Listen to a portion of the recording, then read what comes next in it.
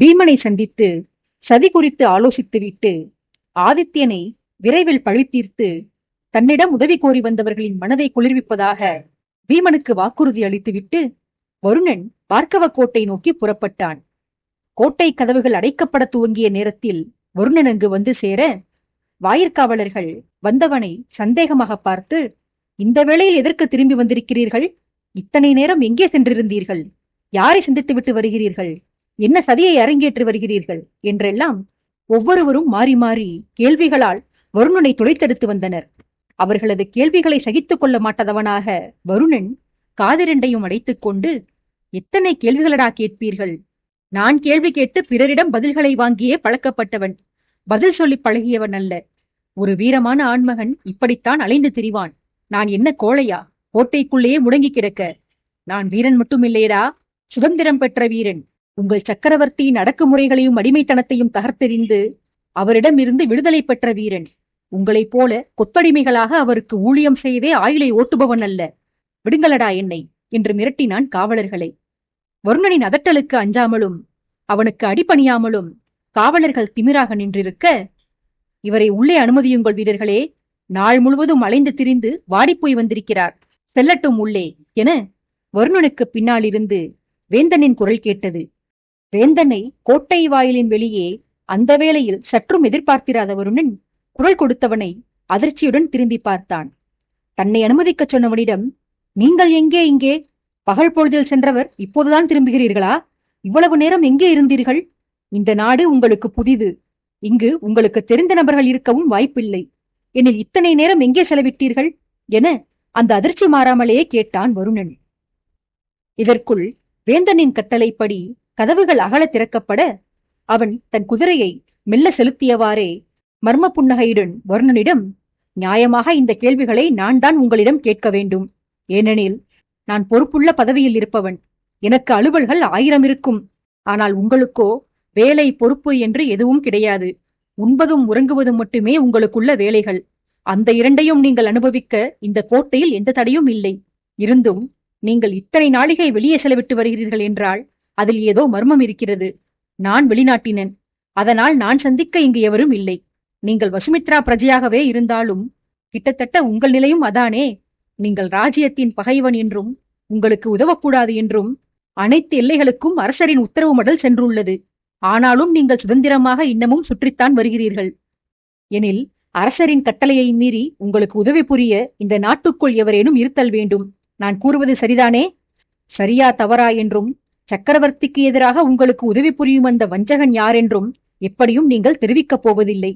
உண்மையை வெளிக்கொணர மற்ற கபடதாரிகளை தண்டிப்பது போல உங்களை சித்திரவதை செய்ய பிரபுவின் அனுமதியும் கிடைக்கப் போவதில்லை. ஆகையால் என்ன செய்வது?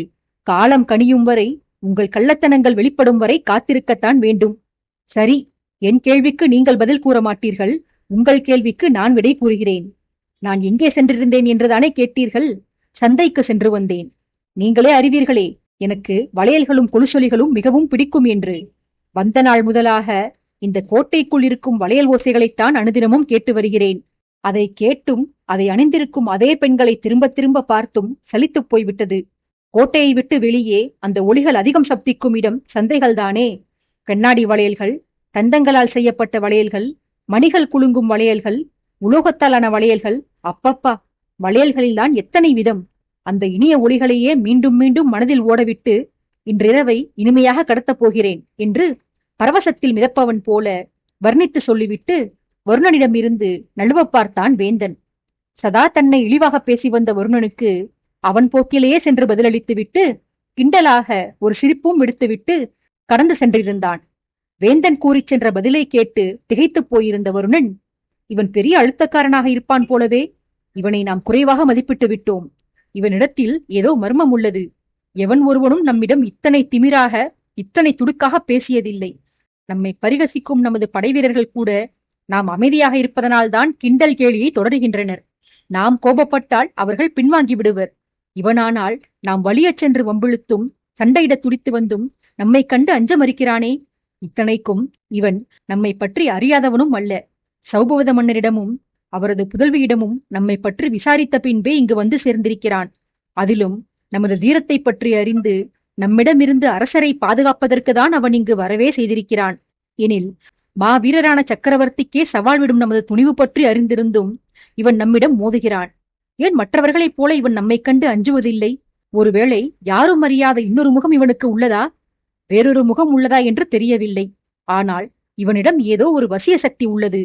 அந்த சக்தியால்தான் இவன் அரசியார் நீலாதேவியையே வசியம் செய்து அவரது பூரண நம்பிக்கையை பெற்று அவரிடமிருந்து முன்னாள் சக்கரவர்த்தியின் வாளை வாங்கி வந்திருக்கிறான். மகனுக்கு வாளை கொடுக்க வேண்டுமெனில் அதை நம் பெற்றோர் மூலமாகவே தேவியார் செய்திருக்கலாமே. எத்தனையோ முறை ஊருக்கு செல்வதாகவும் உறவினர் வீட்டுக்கு செல்வதாகவும் நம்மிடம் பொய் சொல்லிவிட்டு நம் பெற்றோர் அரசியாரை காண சென்று வந்துள்ளனர். அப்படி அவர்கள் சந்திப்பை முடித்து வரும்போது அவர்களிடம் வாளை தந்து அனுப்பியிருக்கலாமே. நம் ராஜ்யத்தை சார்ந்தவர்களிடம் கொடுக்காமல் வேற்று தேசத்துக்காரனான இவனை நம்பி அவர் கொடுத்தனுப்பியதன் காரணம் என்னவாக இருக்கும்? எனில் இவனிடம் ஏதோ ஒரு மர்மம் இருத்தல் வேண்டும். ஏதோ ஒரு ராஜ ரகசியத்தை இவன் அறிந்து வைத்திருக்கிறான். இவனது புன்னகை இயல்பானதாக இல்லை. அதில் உள்ளர்த்தம் இருப்பதாகவே தோன்றுகிறது. ஒருவேளை சக்கரவர்த்தியின் அண்ணன் யார் என்பதை இவன் அறிந்திருக்க கூடுமோ? எதற்கும் இவனிடத்தில் நாம் ஜாக்கிரதையாக இருத்தல் வேண்டும். அதே சமயம் இவனையும் நாம் எச்சரிக்கையுடன் கண்காணித்து வர வேண்டும் என்றெல்லாம் மனதினுள் ஆலோசித்து யோசனையால் குதிரை செலுத்தவே மறந்திருந்தான். காலையிலிருந்து வருணனிடம் சிக்கி பரிதவித்து வந்த அந்த வாயில்லா ஜீவன் எப்போதடா இவன் நம்மை லாயத்திற்கு அனுப்புவான், எப்போதடா இவனிடம் இருந்து விடுதலை பெறலாம் என்று தவித்து வந்தது. அது தன் தவிப்பை உடலை சிலிர்த்து எஜமானனுக்கு வெளிப்படுத்த குதிரையின் உணர்வை புரிந்து கொண்ட பின்பே வருணன் எண்ண ஓட்டத்தின் பிடியிலிருந்து வெளிப்பட்டான். நினைவுலகத்திற்கு வந்தவன் வேந்தனை தேடினான். அவனோ தன் குதிரையை லாயத்தில் சேர்ப்பித்து விட்டு தான் தங்கியிருந்த மாளிகை நோக்கி நடந்து சென்று கொண்டிருந்தான். வருணனும் தனது குதிரையை வேகமாக செலுத்தி குதிரைகள் பராமரிப்பவனிடம் அதனை ஒப்படைத்துவிட்டு ஓட்டமும் நடையுமாக சென்று முன்னால் நடந்து கொண்டிருந்தவனை துரத்திச் சென்று பிடித்தான். தன்னை நோக்கி யாரோ ஒருவன் ஓடிவரும் சத்தம் கேட்க இருட்டில் வருபவன் யாரென்று தெரியாததால் வேந்தன் எச்சரிக்கையடைந்து இடைக்கச்சையின் குறுங்கத்தியில் கை வைத்து அதை உருவுவதற்கு தயாராக இருந்தான். ஆயுதம் ஓங்க ஆயத்தமாக இருந்தவனை வருணன் நெருங்கி வர வேந்தனோ திரும்பி ஓடி வந்தவனை குறிபார்த்து கத்தியை நீட்டினான். கத்திக்கும் வருணனின் மார்புக்கும் நூலிடை அளவுதான் இடைவெளி இருந்தது. கத்தி சீறி வந்ததை பார்த்து பயம் கொள்ளவில்லை வருணன். மாறாக வியப்படையவே செய்தான். அந்த வியப்புடனேயே வேந்தனை நோக்கியவன், பிரமாதம் வேந்தரே, உங்கள் எண்ணம் என்னை தாக்குவதல்ல, என்னை அச்சுறுத்துவதே. ஓடிவரும் எனது காலடி ஓசையை கொண்டே இடைவெளியை கணித்து சரியாக கத்தி செலுத்தியிருக்கிறீர்கள். செலுத்தியதுமில்லாமல் சீறிச் சென்ற கத்திக்கு வேகத்தடை போட்டு நிறுத்தவும் செய்திருக்கிறீர்கள். இன்னும் சிறிது தூரம் செலுத்தியிருந்தால் ஆயுதம் என் மார்பை கிழித்திருக்கும். ஆனால் அப்படி நடக்க நீங்கள் அனுமதிக்கவில்லை. உங்களிடம் அளப்பரிய திறமை இருக்கிறது வேந்தரே. ரகசியங்களை மறைத்து வைத்திருப்பதைப் போல உங்கள் திறமைகளையும் மறைத்து வைத்துள்ளீர்கள் என்று கருதுகிறேன். இத்தனை வேகமாக வீசி அதைவிட வேகமாக அதை எதிராளியின் மீது சிறிதும் உரசாமல் நிறுத்துவது அத்தனை எளிதான காரியமல்ல. உங்களிடம் அபார திறமைகள் உள்ளது போல என்னிடம் சிற்சில ஆற்றல்கள் உள்ளன. அவற்றில் ஒன்று எதிரில் இருப்பவர் பொய் பேசுகிறாரா உண்மை பேசுகிறாரா என்று கண்டறிவதுதான். அதை வைத்து நீங்கள் முன்பு கூறியது பொய் என்று கண்டறிந்து விட்டேன். இப்போது உண்மையை கூறுங்கள். எங்கே சென்று வந்தீர்கள்? அரசருடைய மெய்க்காவல் படை தளபதியின் வேலை அரசரை உடனிருந்து பாதுகாப்பதுதான். பிரபு கோட்டையில் உள்ளார். ஆனால் நீங்களோ நெடுநேரமாக வெளியே சுற்றி வருகிறீர்கள். இந்த பதவியின் விதிமுறைகளை நடவடிக்கைகளை என்னை விட அறிந்தவர் வேறு எவரும் இருக்க முடியாது. ஆதலால் பிரபுவின் பாதுகாப்பு ஏற்பாடுகளை பார்வையிடுவதற்கு என்று பொய்கூறி தப்பிக்க வேண்டாம். சொல்லிவிடுங்கள் உண்மையை என்று சற்று மிரட்டல் கலந்த உரிமையுடன் கேட்டான் வருணன். இப்போதும் ஒரு அர்த்தச் சிரிப்பை உதிர்த்துவிட்டு, நான் பதில் கூறுவதற்கு முன் என் சந்தேகம் ஒன்றிற்கு தீர்வளியுங்கள் வருணரே. நான் பணி செய்வது சக்கரவர்த்திக்கு மட்டும்தான். எனில் எனது செயல்பாடுகள் குறித்த அறிக்கைகளை நான் சமர்ப்பிக்க வேண்டியதும் அவரிடம் மட்டும்தான். என்னை கட்டுப்படுத்த என் நடவடிக்கைகள் குறித்து கேள்வி கேட்க பிரபு ஒருவருக்கு மட்டுமே உரிமை உண்டு. எனில் உங்களுக்கு நான் ஏன் பதிலளிக்க வேண்டும்? ஒருவேளை தளபதி விஜயேந்திரன் போல, அதிகாரி வாகினி போல நீங்கள் வேறு ஏதாவது உயர் அதிகாரத்தில் இருந்தால் கூட நான் உங்களுக்கு பதிலளிக்க வேண்டிய கட்டாயம் இருக்கிறது. அப்படியில்லாமல் மாறன் அகிலனைப் போல பதவி இல்லை எனினும் அரசரிடம் அவர்களுக்கு உள்ள விசுவாசத்திற்காகவும் கருத்தனத்திற்காகவும் அவர்களுக்கு நான் பதில் கூற வேண்டிய அவசியம் இருக்கிறது. இதில் எதுவுமே உங்களுக்கு இல்லையே. இந்த தகுதிகள் இல்லாவிடனும் கூட பரவாயில்லை. நீங்கள் பிரபுவுக்கு எதிரி, நானோ அவரது காப்பாளன். எனில் நான் மேற்கொள்ளும் பாதுகாப்பு பணிகளை எதிரிக்கு தெரியப்படுத்துவது ராஜகுற்றம் இல்லையா? பாதுகாப்புக்காக சிரமப்பட்டு முயற்சிகள் மேற்கொண்டு அந்த பிரயத்தனங்களை பகைவன் உங்களிடம் ஒப்பிப்பதற்கு நான் எதற்கு அந்த சிரமத்தை மேற்கொண்டிருக்க வேண்டும்? நானும் ஏதாவது காற்றோட்டமான கடைக்கோடியில் இருக்கும் மாளிகை ஒன்றை தேர்ந்தெடுத்து கரிச்சோறு உண்டு கவலை தீர உறங்கி ஓய்வெடுக்கலாமே. என்னை பார்த்து கேள்வி எழுப்பினீர்கள். கேள்வி இருந்தால் பதில் இருக்கத்தான் செய்யும் வருணரே. ஆனால் அந்த பதிலை கேள்வி கேட்கும் அனைவரிடமும் விலக்கிவிட முடியாது. கேள்விக்கு தகுந்த பதில் இருப்பது போல அந்த பதிலுக்கு தகுந்த மனிதர்களும் உள்ளனர். மனிதர்களை பொறுத்து பதில்களும் மாறுபடுகின்றன. இதே கேள்வியை அரசர் என்னிடம் கேட்டிருந்தால் அவருக்கான பதில் வேறானதாக இருந்திருக்கும். உங்களுக்கான பதிலை நான் முன்பே அளித்து விட்டேன். இந்த பதிலையாவது உங்களுக்கு கூறினேனே என்று சந்தோஷப்பட்டுக் கொள்ளுங்கள். நெடுநேரமாக வெளியே சுற்றித்திருந்தமையால் அரசரை நான் சந்திக்கவில்லை. அவரிடம் சென்று அவரது தேவைகளை கேட்டு நிறைவேற்றிவிட்டு நான் உறங்கச் செல்கிறேன் என்று சாதுரியமாக பதிலளித்துவிட்டு வருணனின் எதிர்வினையை கண்டுகொள்ளாமல் கடந்து சென்றான் இன்பவேந்தன். இந்த சம்பவம் நடந்த சில நாளிகைகள் கழித்து ஏறக்குறைய நடுநிசி துவங்கும் முன்பாக வருணன் அழைப்பதாகச் சொல்லி வாகினிக்கு ஒரு அழைப்பு வந்தது. உறங்க மனமில்லாமல் சுவாரஸ்யமாக ஸ்வர்ணிகாவிடம் கதை பேசிக் கொண்டிருந்த போதுதான் பிரதாபனின் ஆள் ஒருவன் வந்து வாகினியிடம் இந்த தகவலை சொல்லி இருந்தான். வந்தவனிடம் வாகினி, வருணன் அழைத்து நான் வரவேண்டிய அவசியமில்லை வீரரே. அவன் அப்படி ஒன்றும் முக்கியத்துவம் வாய்ந்தவன் அல்ல. நான் வர மறுத்துவிட்டதாக நீங்களே சென்று அவனிடம் தெரிவியுங்கள் என திட்டவட்டமாக கூறி அனுப்பினாள்.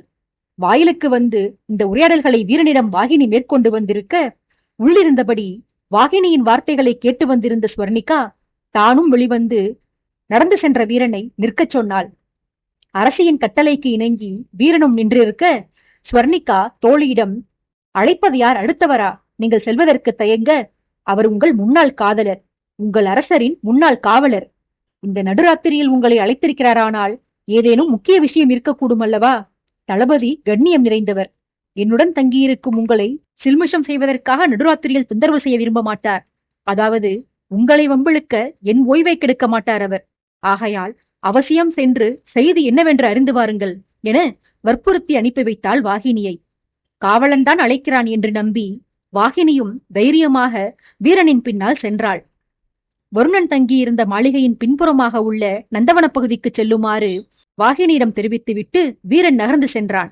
பெண்ணவள் சென்றவனை நிறுத்தி, ஏன் இந்த நேரத்தில் நந்தவன பகுதிக்கு செல்ல வேண்டும்? உங்கள் ஐயா மாளிகைக்குள்ளனை சந்திக்க மாட்டாரோ? இவர் அப்படியே இலக்கியங்களில் வரும் கதாநாயகன் காதலியை நந்தவனத்தில்தான் சந்திப்பாராக்கும். அந்த காண்டாமிருகத்திற்கு காதல் வேறா? எல்லாம் என் தலையெழுத்து. அரசியின் கட்டளைக்கு இணங்கி இந்த அரைப்பைத்தியத்திடம் செல்ல வேண்டியிருக்கிறது என்று சலித்துக் கொண்டாள். வருணன் குறித்த வாகினியின் நையாண்டி பேச்சு வீரனுக்கு சிரிப்பை வரவழைக்க அவனும் மெல்ல புன்னகைத்தவாறே அவளிடம், தளபதி காதலிக்கத்தான் வரச் சொன்னாரா என்று நான் அறியேன் அதிகாரி. ஆனால் மாளிகைக்குள் ராகவன் தங்கியிருக்கிறார். இதுவோ ஆளரவமற்ற அமைதியான மாளிகை. கூடத்தில் இருந்தபடி உரையாடினால் அது உறங்கும் ராகவனை தொந்தரவு செய்யக்கூடும் என்பதனால் உங்களை தளபதி நந்தவனத்திற்கு வரச் சொல்லி இருக்கலாம். நீங்கள் சென்று அவரை சந்தியுங்கள் தேவி. நான் என் வேலையை பார்க்கச் செல்கிறேன் என தெரிவித்துவிட்டு வேறு புறமாகச் சென்றான் வீரன். கண்களில் கோபம் கொப்பளிக்க வாயை அரைப்பது போல் பாவனை செய்து, பெரிய ராஜாங்க வேலை, சென்று குப்பரப்படுத்து தூங்கப் போகிறாய். இதில் வேலையை பார்க்கச் செல்கிறேன் என்று பெருமை வேறு. அந்த வெட்டுப்பயலுக்கு ஊழியம் செய்பவன் வேலையில் கருத்துள்ளவனாகவா இருப்பாய்? நீயும் வேலை வெட்டியின்றிதானே இருப்பாய். கழுத்து வரை உண்டுவிட்டு கரடி போல் தூங்குவதற்கு நீங்களெல்லாம் எதற்கடா சிங்காதனபுரத்தில் இருந்து கிளம்பி வந்திருக்கிறீர்கள்? இதை உங்கள் நாட்டிலேயே செய்திருக்கலாமே. நள்ளிரவில் வந்து பெண்ணருத்தியை எழுப்பி முன்னாள் காதலனின் அழைப்பை அறிவித்துவிட்டு செல்கிறாய். இது ஒரு வேலை. இதற்கு பெயர் அரசாங்கப் பணி. உங்களையெல்லாம் நிர்வகிப்பதற்கு மலை போல் உடலை வளர்த்து வைத்திருக்கும் உங்கள் தளபதி பிரதாபன் வேறு என நடந்து சென்ற வீரனை பார்த்து அவனுக்கு கேட்காத வகையில் மெல்லிய சத்தத்தில் முனகிக் கொண்டு வருணனை நந்தவனத்தில் தேடத் துவங்கினாள். அச்சமயம் சற்றும் எதிர்பாராத வகையில் ஒரு புதரின் பின்னாலிருந்து அதிவேகத்தில் எழுந்து வந்த மனிதன் ஒருவன் வாகினியின் கழுத்தை பின்புறமாக இருந்து சுற்றி வளைத்தவாறு இழுத்துச் சென்று ஒரு மரத்தை ஒட்டி அவளை நிறுத்தி பெண்ணவளின் கரங்கள் இரண்டையும் பின்னால் சேர்த்து கட்டினான். கட்டியவன் பலமாக நகைத்து அவளை ரகசிய பாதை வழியாக கோட்டைக்கு வெளியே இழுத்துச் சென்றபடியே, மாட்டிக்கொண்டாயடி திமிர் பிடித்தவளே, உன்னை காதலிக்கச் சொல்லித்தானே கேட்டேன். ஒழுங்காக என் காதலை ஏற்றிருக்கலாம். நீ என்னை மணக்க நீ சம்மதித்திருந்தால் உன்னை சந்தோஷமாக பார்த்து கொண்டிருப்பேன். உன் மீதுள்ள அன்பினால் அந்த ஆதித்யன் உன் திருமணத்திற்கு பரிசாக ஒரு குறுநிலத்தை வழங்கியிருப்பான். அது மட்டுமா, உண்மை விசுவாசி உனக்காக மூட்டை மூட்டையாய் பொன்னாணயங்களையும் வைர வைடூரியங்களையும் அள்ளி கொடுத்திருப்பான். நான் அவற்றையெல்லாம் பெற்றுக்கொண்டு குறுநிலத்தை அதிகாரம் செய்து கொண்டு வசதியாக வாழ்ந்து வந்திருப்பேன். கணவன் எனக்கு பணி செய்து நீயும் நிம்மதியாக வாழ்க்கையை ஓட்டி இருக்கலாம். இப்போது பார், எதையும் அனுபவிக்காமல் அநியாயமாக உயிரை விடப் போகிறாய். அதுவும் சாதாரணமாக அல்ல, சித்திரவதைக்கு ஆளாகி உயிரை துறக்கப் போகிறாய். உன் மரணத்தால் உன் முன்னாள் காதலன் வருணன் சிக்கிக் கொள்ளப் போகிறான். அவனுடன் நான் ஏன் நெருக்கமாக பழகி வந்தேன் என்று எண்ணுகிறாய்? அவன் மீதுள்ள நட்பினாளா? இல்லை, அவனையும் அவன் பக்தி கொண்டிருந்த அவனது அரசனையும் யமனுக்கு அர்ப்பணிப்பதற்காகத்தான். நீ மட்டும் என்னை மணக்க சம்மதித்திருந்தால் உன்னையும் உன் அரசனையும் உயிருடன் விட்டிருப்பேன். ஆனால் நீ செய்த தவறினால் உன் அரசனும் விரைவில் என் கையால் மடியவிருக்கிறான். உன் தலையெழுத்து யார் மாற்ற முடியும்? வா, வந்து உயிரை விடு என்று மஞ்சத்துடன் கருதியபடியே வாகினியை இழுத்துச் சென்றான் சகாதேவன். 2 நாளிகைகளுக்கும் மேலாக காட்டுப்பாதையில் நடந்து சென்று வெகு தூரத்தே தெரிந்த குடிசையை நோக்கி நங்கை அவளை இழுத்துச் சென்று கொண்டிருந்தான் அவன். நகரத்திற்கு வெளியே முற்றிலும் மரங்கள் அடர்ந்து வளர்ந்திருந்த பகுதியில் எப்போதோ ஆட்டுப்பட்டி போட்டிருந்த இடையன் ஒருவன் விட்டுச் சென்றிருந்த குடிசைதான் அது. அந்த குடிசைக்குதான் வாகினியை இழுத்துச் சென்றிருந்தான் அந்த மூர்க்கன். சென்றவன் பெண்ணவளது கைக்கட்டை அவிழ்த்து குடிசைக்கு முட்டுக் கொடுப்பதற்காக ஊன்றப்பட்டிருந்த கட்டையில் அவளை கட்டி வைத்தான். கட்டிவிட்டு வாகினியை பயமுறுத்துவதற்காக வசனங்கள் பேசி வந்தான். எத்தனை முயற்சித்தும் பாவையவளின் வதனத்தில் சிறிதும் பயமில்லை. திமிராகவே ஆடவனை முறைத்துக் கொண்டிருந்தாள். அவளை பயமுறுத்த, தன்னிடம் மன்னிப்பு கோர வைக்க, தன் காதலை ஏற்று தன்னை மணந்து கொள்ள அவளை சம்மதிக்க வைக்க சகாதேவன் போராடி வந்தான். வாகினியோ பேசியவனை லட்சியம் செய்யவே இல்லை. முகத்தை எரிச்சலுற்றவள் போல வைத்துக்கொண்டு, வருணா, எங்கேடா ஒளிந்திருக்கிறாய்? இந்த பைத்தியத்தின் கதையை நீ முடிக்கிறாயா அல்லது நானே முடிக்கட்டுமா? இவனோடது ஆத்ம நண்பன் என்பதனால்தான் உனக்கே இவனது ஆன்மாவை பறிக்கும் உரிமையை வழங்கலாம் என்று எண்ணியிருந்தேன். நீ உடனே வெளிப்படவில்லை என்றால் அந்த வேலையை நான் பார்த்து விடுவேன். சம்மதமா உனக்கு என்று இறைந்தாள். கோட்டையை விட்டு நெடுந்தூரம் வந்து சம்பந்தமே இல்லாமல் அங்கு இல்லாத ஒருவனிடம் உரையாடிக் கொண்டிருந்த வாகினியை பார்த்து அரக்கன் போல நகைத்த சகாதேவன், என்ன பெண்ணே ஆனது உனக்கு? அந்த தடியனை இங்கு எதிர்பார்க்கிறாய்? உன்னை அறிவாளி பெண், தைரியசாலி என்றெல்லாம் புகழ்ந்தார்களே. நான் இன்னும் எனது சித்திரவதைகளை துவங்கவே இல்லை. அதற்குள்ளாக பைத்தியம் பிடித்தவள் போல இல்லாத மனிதனை இங்கு அழைக்கிறாய். அந்த தூங்கு மூஞ்சி எப்போதோ நெஞ்சுக்குழி வரை உணவை நிரப்பிவிட்டு நித்திரையில் ஆழ்ந்து விட்டது. இன்னும் சிறிது நேரத்தில் அவன் எங்கிருந்தோ குரட்டை விடும் சத்தம் பலக்கல் தொலைவிற்கு அப்பால் இருக்கும் நமக்கு கேட்கும் பார் என வருணனையும் அவனை அழைத்த வாகினியையும் ஒரு சேர பரிகசித்து தான் ஏதோ பெரிய நகைச்சுவையாக பேசிவிட்டதாக எண்ணி தானே சிரித்துக் கொண்டான் சகாதேவன். சிரித்தவனை வெறுப்புடன் நோக்கிய வாகினி, வேண்டாமடா சகாதேவா, நீ என்னை கடத்தி வந்ததற்கு கூட உன்னை மன்னித்து விடுவேன். ஆனால் சிரிப்பு என்ற பெயரில் ஊளையிடுகிறாயே, இதை மட்டும் என்னால் பொறுத்து கொள்ள முடியவில்லையடா. உன் ஆயுளை ஒரு சில கணங்கள் நீட்டிக்கலாம் என்று நினைக்கிறேன். நீயானால் சவக்குழிக்குள் விழுக துடியாய் துடிக்கிறாய். உனது ஆசையை நிச்சயம் நிறைவேற்றுகிறேன். சிறிது பொறு. ஒளிந்திருக்கும் வருணன் வெளிப்படட்டும். அவன் வந்த பிறகு எங்கள் இருவருள் ஒருவரை நீயே தேர்ந்தெடு. யார் கையால் மரணமெய்த விருப்பப்படுகிறாயோ அவரே உன்னை மாய்க்கிறோம் என பரிவு காட்டுபவள் போல கிண்டலாக வாகினி பேசி வர சகாதேவனுக்கு கோபம் வந்து பெண்ணவளின் கன்னத்தில் அறைய கை ஓங்கினான்.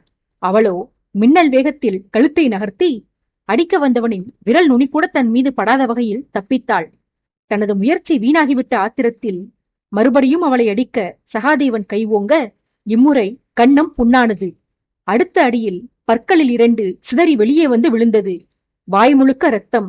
இத்தனையும் அந்த குடிசையில் நடந்தேறியதுதான். ஆனால் வாகினிக்கு நேரவில்லை. அவளை அறைய கை ஓங்கிய சகாதேவனுக்கு தான் நேர்ந்தது. வாகினி அடித்திருந்தால் கூட, என்னதான் வாள் பிடித்து கடினமாகி இருந்தாலும் பெண்ணவளுக்கே உரித்தான மிருதுத்தன்மையினால் அடியின் விளைவு சற்று குறைவாக இருந்திருக்கலாம். ஆனால் அடிப்பதற்கென்றே அவதாரம் எடுத்த, அடிப்பதையே தொழிலாக கொண்ட, பிறரை அடித்தே உடற்பயிற்சி மேற்கொண்டு வந்திருந்த வருணனின் கையால் அடி வாங்கினால் பற்கள் சிதறாமல் என்ன செய்யும்? ஏதோ சகாதேவனின் நல்ல நேரம். சில மணித்துளிகள் அவனிடம் உரையாடலாம் என்று வருணன் நினைத்திருந்ததால் எதிராளியின் பற்களை பேர்த்தெடுத்ததோடு விட்டான். இல்லாவிட்டால் இன்னும் சற்று ஓங்கி அறைந்து கடத்தி வந்த கபடனின் கழுத்தெலும்பை முறித்திருப்பான். அடி வாங்கியது ஒரு புறம் சகாதேவனுக்கு வழி கொடுத்தாலும், வருணன் திடீரென அங்கு வந்து நின்றது மறுபுறம் அவனுக்கு அதிர்ச்சி கொடுத்தாலும், இதையெல்லாம் விட அவன் வியக்கும்படியாக அடுத்த சம்பவம் ஒன்று அங்கே அரங்கேறியிருந்தது. கடத்தி வந்தவனின் கன்னத்தை வருணன் வீங்கச் செய்த அடுத்த கணம் கட்டையோடு சேர்த்து பிணைக்கப்பட்டிருந்த தன் கட்டுக்களை வாகினி தானாக அவிழ்த்தெறிந்து கொண்டிருந்தாள். கட்டை அவிழ்த்தவாறே அவள் வருணனிடம், அழைத்தால் உடனடியாக வரமாட்டாயா? குடிசைக்கு பின்னால் நின்று பழுதடைந்த கீற்றுக்களை சரி செய்து கொண்டிருந்தாயா என்ன? தடியா, நான் சினம் கொள்வேன் என்று தெரிந்திருந்தும் வேண்டுமென்றே என்னை எரிச்சலேற்றுகிறாய். இந்த சகாதேவனின் சகாப்தத்தை முடித்துவிட்டு இவனிடம் சகவாசம் வைத்துக் கொண்ட உன்னையும் உயிரை பறித்தே அனுப்புகிறேன் பார் என்று சிறுசிறுத்தாள். காதலியிடம் வசவு வாங்கியவன் ஏதோ அவள் தன்னிடம் காதலை சொல்லிவிட்டது போல பதனத்தில் கனிவையும் பெருமையையும் ஒரு சேர வழிந்தோட விட்டு, அப்படியெல்லாம் இல்லை கண்மணி, நீ அழைத்து வராமல் வேறு யார் அழைத்துச் செல்லப் போகிறேன்? உன் அழைப்பிற்காகத்தானே பல வருடங்களாக காத்திருக்கிறேன். இந்த குடிசைக்கு வா என்று என்னை நீ அழைத்தாயா? நீ அழைக்காமல் தானே உனக்கு முன்பாகவே இங்கு வந்து காத்திருக்கிறேன். காதலிப்பவர்களுக்காக காத்திருந்தால் காதல் பெருகுமாம். சமீபத்தில்தான் கேள்விப்பட்டேன். ஏற்கனவே உன் மீது எல்லையில்லாமல் காதல் கொண்டிருக்கும் நான் உனக்காக இப்போது காத்திருந்த நேரத்தில் வண்டி வண்டியாய் காதல் பெருகப் பெற்றேன். என்னளவுக்கு இல்லாவிட்டாலும் சில மணித்துளிகளாவது நீ காத்திருந்தாயானால் உனக்கும் என் மீது காதல் ஊற்றெடுக்கும் என்றுதான் நான் உடனே வரவில்லை கண்மணி. இல்லையெனில் நீ அழைத்து வருவதை விட இந்த உலகில் எனக்கு வேறு என்ன வேலை சொல்? சக்கரவர்த்தியை காவல் காத்து வந்த போதே காதலி உன்னை சந்திப்பதற்காக பணியை பிறரிடம் கொடுத்துவிட்டு உன்னை தேடி வந்தவன் நான். இப்போதோ உன்னை காதலிப்பதைத் தவிர வேறு எனக்கு எந்த பணியும் இல்லை. பின் வரமாட்டேனா என்ன? நான் ஏன் தாமதித்தேன் எனில், இங்கு நிற்கிறதே சகாதேவன் என்கின்ற இந்த முள்ளம்பன்றி, இது ஏதாவது உளறிக் கொட்டி உன்னை வெறுப்பேற்றும். பிறகு உன் கைக்கட்டை அவிழ்த்துக் கொண்டு நீயே இவனுக்கு அறிவிடுவாய். என் காதலியின் வீரத்தை கண்டு ரசிக்கலாம் என்று காத்திருந்தேன். ஆனால் நீயோ உன் சிந்தையை கொள்ளை கொண்டவன் நான் தான் உனக்காக பழித்திருக்க வேண்டும் என்று பிரியப்பட்டிருக்கிறாய். இது இயல்புதான். எத்தனைதான் வீரம் கொண்டிருந்தாலும் அத்தியாவசிய நேரத்திலும் அபாய காலகட்டத்திலும் கணவனின் கையை இறுக பற்றிக் கொள்வது பெண்களின் இயல்புதானே. நமக்கு ஆபத்து என்றால் நாம் விரும்புபவன் துடித்து ஓடோடி வர வேண்டும் என்று பெண்கள் விரும்புவது உலக நடப்புதானே. அது ரசிக்கத்தக்க செயல் மட்டும் அல்ல, கணவன்மார்களை கர்வப்பட வைக்கும் செயலும் கூட. ஆதலால்தான் நான் எனது ஆசையை புறந்தள்ளி உனது ஆசையை நிறைவேற்ற ஓடோடி வந்தேன் அன்பே என்று காதலை பொழிந்து வந்தான். கட்டுக்களை அவிழ்த்து முடித்து கயிற்றால் அழுத்தப்பட்டிருந்த தன் கரத்தை தேய்த்து விட்டவாறே வாகினி அவனிடம், ஆசையும் இல்லை அரிசிமாவும் இல்லை. சகாதேவன் என்கின்ற இந்த வினையை இழுத்து வந்தவன் நீதானே. வினையை விதைத்தவன்தான் அதை அறுக்கவும் வேண்டும். வீணாய் போனவர்களுடன் சேர்க்கை வைத்துக் கொண்ட உனக்கு என் அன்பு வேறு கேட்கிறதா? இந்த எருமையால் என் உறக்கம் கெட்டதும் இல்லாமல் நான் காட்டுப்பகுதியில் நெடுந்தூரம் நடந்து வரவும் வேண்டியதாயிற்று. செடி கொடிகள் உரசியதால் என் உடல் அரிக்கிறது. நான் சீக்கிரம் கோட்டைக்கு திரும்பி குளியலாட வேண்டும். அதனால் இவனை யமனுக்கு படையல் போட்டுவிட்டு விரைந்து வா, நான் வெளியே காத்திருக்கிறேன். இவன் தனக்குத்தானே மரண சாசனம் எழுதி இடுப்பு கச்சைக்குள் செருகி வைத்துக் கொண்டு பல நாட்களாக என் பின்னால் சுற்றித் திரிகிறான். சாசனம் பூசணம் பிடித்து போவதற்குள் இவனுக்கு முக்தி கொடு. பாவம், யார் பெற்ற பிள்ளையோ, எங்கிருந்தோ கிளம்பி உன் கையால் வதைப்பட இங்கு வந்து சேர்ந்திருக்கிறான் என சகாதேவனுக்கு பரிதாபப்பட்டு வாயிலை நோக்கி காலெடுத்து வைத்தாள். தன் முன்பு நிகழ்ந்த இந்த சம்பவங்களை இமயமூட மறந்து வெறித்து பார்த்திருந்த சகாதேவன், இத்தனை நேரமும் வேண்டுமென்றேதான் கட்டுக்குள் அகப்பட்டு கிடந்தாயடி. நான் இங்கு உன்னை கடத்தி வந்தேனா, அல்லது நீயும் இந்த முரடனும் சேர்ந்து என்னை கடத்தி வந்தீர்களா? நீ எல்லாம் பெண்தானா? உனக்கு பயம் என்பதே கிடையாதா? மோகினி பிசாசு போல் என் முன்பு வளைய வந்து இப்படி நடுராத்திரியில் சுடுகாட்டுக்கு அழைத்து வந்து விட்டாயேடி. கட்டை அவிழ்க்க வேண்டுமானால் அதை கோட்டையின் நந்தவனத்திலேயே செய்திருக்கலாமே. ஏனடி மென்மையே உருவானவளாக இத்தனை தூரம் என்னுடன் நடந்து வந்திருக்க வேண்டும்? இந்த தடியன் கோட்டைக்குள் இருப்பதாக நினைத்தல்லவா உன்னை நிம்மதியாக இம்சிக்க இத்தனை தூரம் கல்லிலும் முள்ளிலும் நடந்து வந்தேன். இவனானால் ஏதோ திட்டத்தையே தான் வகுத்தவன் போல எனக்கு முன்பே இங்கு வந்து நிற்கிறான். என்னடி நடக்கிறது இங்கே என்றெல்லாம் யோசித்தவாறு பதில் காண முடியாமல் விழித்தான். மீண்டும் சகாதேவனுக்கு ஒரு பலத்த அடி கிடைத்தது வருணனிடம் இருந்து. அடித்தவன் மாறவில்லை என்றாலும் அடி விழுந்த இடம் மாறிப்போயிருந்தது. முன்பு கன்னம் என்றால் இப்போது முதுகு. அந்த அடி கையால் ஒரு மனிதன் தாக்கியது போல இல்லை. மெல்லிய தேகம் கொண்ட சகாதேவனுக்கு அது கடப்பாறையால் குத்தியது போன்று வலியெடுத்தது. அதிர்ச்சியாலும் அழுத்தத்தாலும் அவன் இதயம் மாரடைப்பு ஏற்பட்டது போல வலியெடுத்தது. தடுமாறி விழப்போனவன் வாகினியை கட்டி போட்டிருந்த கட்டையை பிடித்து சுதாரித்து நின்று கொண்டான்.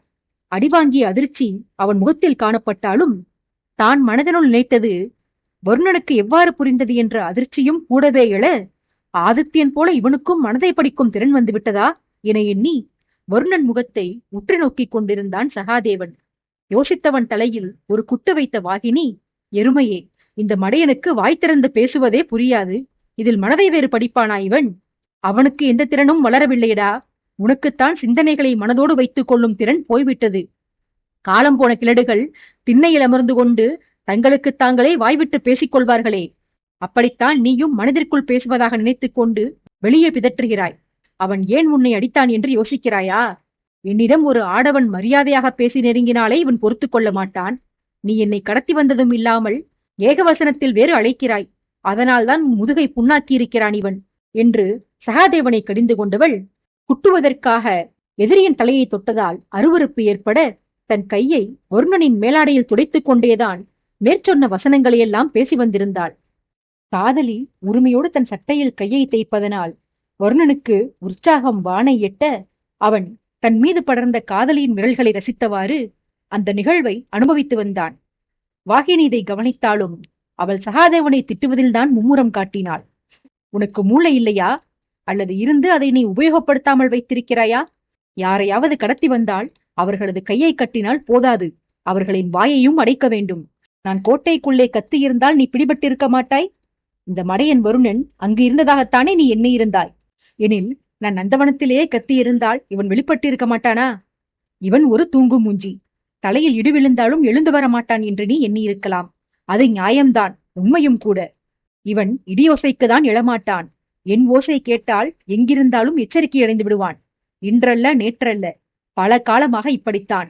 100 வாள்கள் மோதினாலும் அதில் என் வாள் எழுப்பும் ஒளி இவனுக்கு அத்துப்படி. உறக்கத்திலும் விழிப்பிலும் என் சம்பந்தப்பட்ட ஒளிகள் இவனுக்கு நல்ல பரிச்சயம். இவனை பற்றி நீ அறிய மாட்டாய். அதனால் இவன் குறித்து நீ பயம் கொள்ளவில்லை என்று வைத்துக் கொள்ளலாம். அதே மாளிகைக்குள் தானே ராகவனும் தங்கியிருந்தார். அவர் என்ன இவனைப் போல கும்பகர்ணனா? திருகாணி விழும் சத்தம் கேட்டாலும் உறக்கத்தை தொலைத்து எழுந்து நிற்பவர். அதை நீ யோசித்திருக்க வேண்டாம்? சரி, அதை கூட விடு.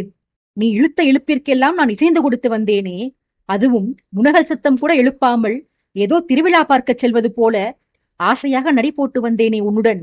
அப்போதே நீ யோசித்திருக்க வேண்டாம் இதில் ஏதோ சூது உள்ளது என? அவற்றையெல்லாம் கூட விட்டுத்தள்ளடா. பல வருடங்களாக அந்தப்புறம் மொத்தத்தையும் காவல் காத்து வருபவள் நான். என் ஒருத்தியை என்னால் காத்துக் கொள்ள முடியாதா? அதுவும் உன்னை போன்ற ஒரு கோழை பயலிடம். நீ எல்லாம் புல் தடுக்கினாலே கீழே விழக்கூடியவன். காட்டுக்குதிரை என்னை கட்டுக்குள் கொண்டு வந்திருக்க முடியுமா? இதையெல்லாம் சிறிதாவது யோசித்து பார்த்தாயா? நீ ஆரம்பத்தில் யோசித்தாயே, அது உண்மைதான். நீ என்னை இங்கே இழுத்து வரவில்லை, நான் தான் உன்னை அழைத்து வந்தேன். இதற்குதான் சேர்க்கை சரியாக இருக்க வேண்டும் என்று பெரியவர்கள் கூறுவார்கள். அறிவாளிகளுடன் சகவாசம் கொண்டிருந்தால் உனக்கும் அறிவு வளர்ந்திருக்கும். உன் சகவாசமோ அறிவுக்கும் தனக்கும் உறவே இல்லாத வருணனுடன். பிறகு எங்கிருந்து உனக்கு அறிவிருக்கும் என்று சலித்துக் கொண்டாள். பேசிச் சென்றவளை நிறுத்திய வருணன், இந்த கேடு கெட்டவனுடன் தொடர்ந்து என்னை சம்பந்தப்படுத்தி பேசுகிறாய்?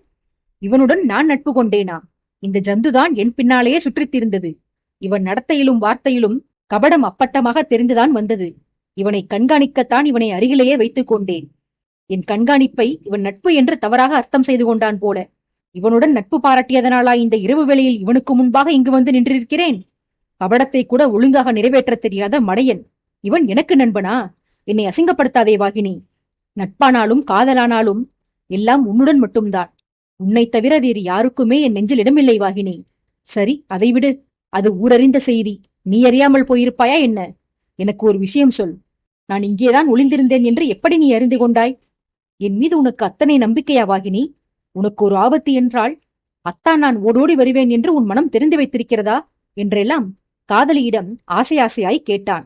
வாகினியோ முகத்தை இலக்காரமாக வைத்துக் கொண்டு, வாழைப்பழம் இருக்கும் இடத்தில் வானரம் முகாமிடுவது ஆச்சரியமில்லையே வருணா. இது இன்று நேற்றா நிகழ்கிறது? நான் உன்னை காதலிக்க ஆரம்பித்த காலத்திலிருந்தே இது நடந்துதான் வருகிறது. அந்த புறத்திற்கு வெளியே நான் எங்கு இருந்தாலும் அங்கு நீயும் இருப்பாய்.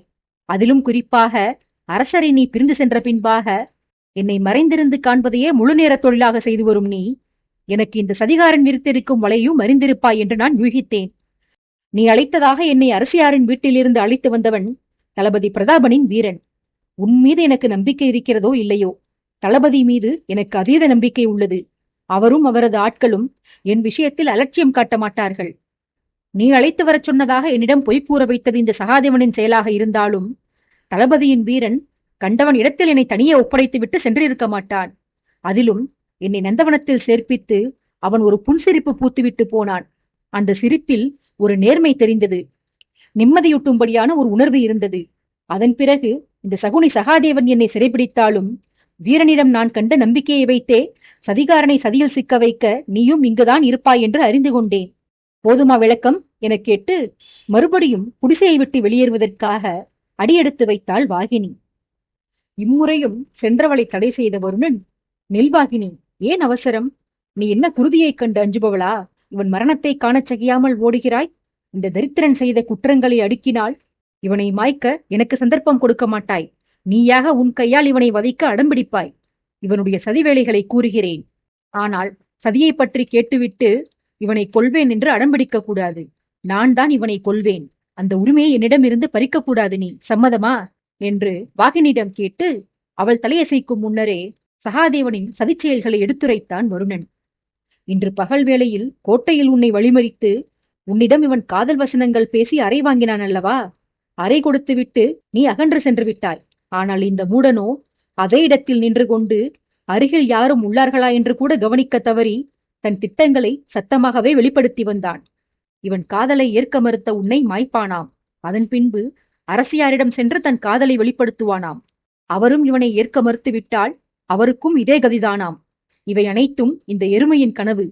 இதை நான் மறைந்திருந்து கேட்டு அந்த இடத்திலேயே இவனை கொன்று போடலாம் என்றுதான் எண்ணி வந்தேன். ஆனால் இவனிடம் நீ உரைத்தாயே ஒரு செய்தி, வருணன் உன்னை விடமாட்டான், என்னை எவனாவது நெருங்கினால் வருணன் அவனை விட்டு வைக்க மாட்டான் என்று நம்பிக்கையுடன் பகர்ந்தாயே. உன் நம்பிக்கையை உன் கண்முன்பு நிறைவேற்றவே உனக்காக இங்கு காத்திருக்கிறேன் வாகினி. அத்தானுக்காக சிறிது நேரம் நின்று இவன் வதைபடும் காட்சியை கண்டுவிட்டு செல்லமா என்று கெஞ்சுதலாக கேட்டுக்கொண்டான். வாகினியும் தலையெழுத்து என்பது போல சலித்துக் கொண்டு நின்றாள். சகாதேவனை வெறுங்கையாலேயே சரமாக தாக்கிய வருணன் எதிரியின் சதை பிறழும்படியாக அவன் வயிற்றை திருகியவன், எத்தனை துணிவிருந்தால் என் காதலியிடமும் என் தங்கைக்கு நிகராக நான் பாசம் காட்டி வரும் அரசியாரிடமும் உன் வீரத்தை காட்ட எண்ணியிருப்பாய். இவர்களிடம் உன் சண்டித்தனத்தை காட்ட உன்னால் முயற்சி கூட செய்ய முடியாது. அது வேறு கதை. இருந்தாலும் அப்படி நினைப்பதே பெரும் குற்றம் இல்லையா? காலையிலேயே வாகினி கூறினாளையடா, சகாதேவா உனக்கு சகுனம் சரியில்லை என்று. அவளது போதனைகளை கேட்டாவது மனம் திருந்தியிருக்க கூடாது? அவள் சென்ற பிறகு வஞ்சத்தில் உரிமை வந்தாய். புலம்புவது, நமக்கு நாமே சபதம் எடுப்பதையெல்லாம் சத்தம் வராமல் மௌனமாக செய்தல் வேண்டும். உனக்கு ஏதோ மனக்கோளாறு போல. யோசனைகளையும் சிந்தனைகளையும் வாய் திறந்தே உளறுகிறாய். சரி, அதை விடு. உன் மூளை வளர்ச்சி அவ்வளவுதான். மகாபாரத சகாதேவன் சகுனம் பார்ப்பதில் வல்லவர். எதிரிகளான கௌரவர் படையினருக்கே வெற்றி வகை சூட சகுனம் பார்த்து கூறியவர். அவரது பெயரை வைத்துக் கொண்டு உனக்கு நேரப்போவதையே உன்னால் கணிக்க முடியவில்லையேடா. வாழும் வரை அந்த மேதாவியின் பெயரை கெடுத்தபடியே வாழ்ந்துவிட்டாய். மடியப்போகும் தருவாயிலாவது முட்டாள் உன்னிடமிருந்து அந்த பெயருக்கு விமோச்சனம் வாங்கித் தருகிறேன். இனி உன் பெயர் தர்மத்திற்கு துணை நின்ற சகாதேவன் அல்ல, அதர்மமே உருவான எதிரியின் பலம் தெரியாமல் தோற்றுப்போன சகுனி தேவன் என்றெல்லாம் பாடம் எடுத்தவாறே சகாதேவனை சடலமாக்கினான் வருணன். வதம் முடிந்த பின்பாக கோட்டைக்கு திரும்பிச் செல்ல வாகினி முயல, வருணனோ, அத்தான் நான் இல்லாமல் எங்கே செல்கிறாய் வாகினி? ஒரு சிறு வேலை இருக்கிறது, அதை முடித்துவிட்டு இருவருமாக சேர்ந்து கிளம்புவோம் என்றான் பாசத்துடன். வாகினி கோபமாக, யாருக்கு யாரடா அத்தான்? என்னை பொறுத்தவரையில் நீ ஒரு போக்கிரி, துரோகி, அவ்வளவுதான். உனக்கும் மாண்டு போனவனுக்கும் எண்ணத்தளவில் பெரிய வித்தியாசம் கிடையாது. அவன் குறுக்கு புத்திக்காரன் என்றால் நீ கோணல் புத்திக்காரன், அவ்வளவே. அவனை நீ வதைத்தது போல உன்னை என் கையால் நானே வதைக்க வேண்டும் என்று ஆசையாகத்தான் உள்ளது. ஆனால் என்ன செய்வது? பிரபு என் ஆசைக்கு குறுக்கே நிற்கிறார். இந்த மடையனை மாய்க்க பிரபுவிடம் அனுமதி பெற தேவையில்லை. ஆனால் உன்னை மாய்க்க அவரது அனுமதியை எதிர்பார்க்க வேண்டியதிருக்கிறதே. எல்லாம் ஒரு முடிவுக்கு வரப்போவதாக என் உள்ளம் அடிக்கடி எனக்கு நம்பிக்கையூட்டுகிறது. உன்னிடமிருந்து எனக்கும் என் மகனுக்கும் கூடிய விரைவில் விடுதலை கிடைக்கப் போகிறது என்று கருதுகிறேன். நல்லவனாக இருந்தால் சொர்க்கமோ வைகுண்டமோ கிடைக்க இஷ்ட தெய்வத்தை வணங்கச் சொல்லி அறிவுரை கூறலாம். நீ செய்திருக்கும் துஷ்டத்தனங்களுக்கு, உண்ட வீட்டிற்கே ரெண்டகம் செய்த துரோகத்திற்கு உனக்கு நிச்சயம் நரகமும் அதில் உள்ள எண்ணெய் கொப்பரையும் தான் கிடைக்கும். தயாராக இருவருனா? சைலனின் ஆவி உன் மாளிகையில் சுற்றித் திரிகிறதாமே, அவனிடம் சொல்லி அவனுக்கு அருகில் நரகத்தில் உனக்கு ஒரு இடம் போட்டு வைக்கச் சொல். ஏனெனில் இன்னும் சில காலத்தில் என் பிரபுவின் எதிரிகள் உங்களை நாங்கள் மொத்தமாக நரகத்திற்கு அனுப்பவிருக்கிறோம். அங்கு இடப்பற்றாக்குறை ஏற்பட்டு விடக்கூடாதல்லவா? அதற்குத்தான் முன்னெச்சரிக்கையாக கூறுகிறேன். சரி வருணா, நீ ஏதோ வேலை இருப்பதாக சொன்னாய். இருந்து பொறுமையாக முடித்துவிட்டு வா. நான் கோட்டைக்கு திரும்புகிறேன் என தன்னால் முடிந்தவரையில் வருணனை மட்டம் தட்டிவிட்டு கிளம்பிச் சென்றாள் வாகினி. அந்நேரம் குடிசைக்கு பின்னால் இருந்து ஏதோ சத்தம் கேட்க நடந்து சென்றவள் திரும்பி சத்தம் வந்த இடத்தை ஆராய்ந்தாள். அங்கிருந்து இன்னும் இருவர் வெளிப்படுவதையும் வந்தவர்களிடம் வருணன் சகாதேவனின் சடலத்தை சுமந்து வரச் சொல்வதையும் கண்டாள். அம்மனிதர்களில் ஒருவன் வருணன் அழைத்ததாக சகாதேவனின் அழைப்பை வாகினியிடம் கூற வந்தவன். அவனை பார்த்து முறுவலித்த வாகினி, அற்புதம் வீரரே, நாடகம் போடுவதில் நிகரில்லாத வருணனுடன் சகவாசம் கொண்டுள்ள உங்களுக்கு நண்பன் போல நடித்து சகாதேவனை ஏமாற்றியது பெரிய சிரமமாக இருந்திருக்காது. உங்கள் தளபதி பிரதாபன் கயவனின் ஆதரவாளராக இருந்தாலும் அவர் உள்ளத்தளவில் உத்தமர். என் பிரபுவை விரோதிப்பதை தவிர அவரிடம் என்னால் எந்த கெட்ட குணத்தையும் இதுவரையில் காண முடிந்ததில்லை. அவர் உதவி புரிய துடிக்கும் இந்த வருணன் மோசமான வஞ்சகன். நீங்களும் சரி, உங்கள் தளபதியும் சரி, இவனிடமிருந்து விலகியே இருங்கள். ஏனெனில் இவனது உண்மை சொரூபம் தெரிந்த பின்பாக இந்த நயவஞ்சகனுக்கு ஆதரவாக நின்று ஒரு நாணயஸ்தருக்கு துரோகம் புரிந்து வந்ததை எண்ணி நீங்கள் வருந்தக்கூடும். எனது இந்த அறிவுரையை உங்கள் தளபதியிடமும் தெரியப்படுத்துங்கள் என திமிரான தோரணையில் கூறிவிட்டு கோட்டை நோக்கி நடை போட்டாள் வாகினி. நடந்தவளை தொடர்ந்து சென்ற வருணன் வாகினியை நெருங்கி, அது என்னவென்று தெரியவில்லை வாகினி. யார் என்னிடம் மரியாதையின்றி நடந்து கொண்டாலும் எனக்கு அதீத ஆத்திரம் வருகிறது. இன்றைக்கு கூட பார், உனது புது நண்பன் அந்த வேந்தன் எனது கேள்விகளுக்கு முறையாக பதில் கூறவில்லை. அடித்து அவனது பல்லை உடைத்துவிட வேண்டும் என்று என் புஜங்கள் துடித்தன. இருந்தும் கோபத்தை கட்டுப்படுத்திக் கொண்டேன். ஆனால் நீ என்னை இலக்காரம் செய்கிறாய், இழிவுபடுத்துகிறாய். அப்படியும் உன் மீது எனக்கு கோபம் வருவதில்லை. இதற்கு பெயர்தான் காதலா? உண்மையை சொல்ல வேண்டுமெனில் இதற்கு பெயரும் காதல். அதுபோல உனக்கு என் மீது இருப்பதன் பெயரும் காதல்தான். எப்படி என்று கூறட்டுமா?